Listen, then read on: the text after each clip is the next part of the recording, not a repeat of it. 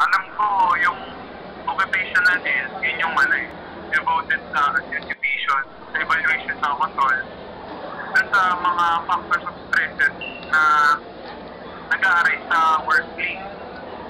Tama yun na matupos sa sickness, sa impaired health, and discomfort ng mga tao dun sa organization. Tapos, kasama, syempre, ang main component, alam ko main component, people yung people.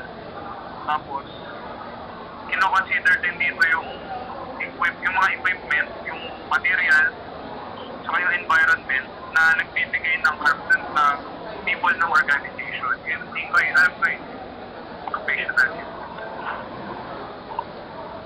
Tapos, meron din yung goals ng OHS management system.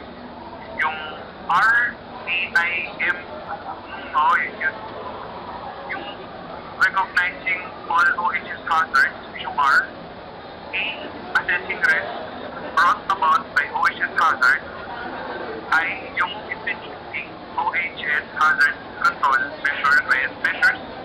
And yung M, yung monitor OHS control measures. Yun. Ano ba? Dapat ko nang alam. Sasali na ako sa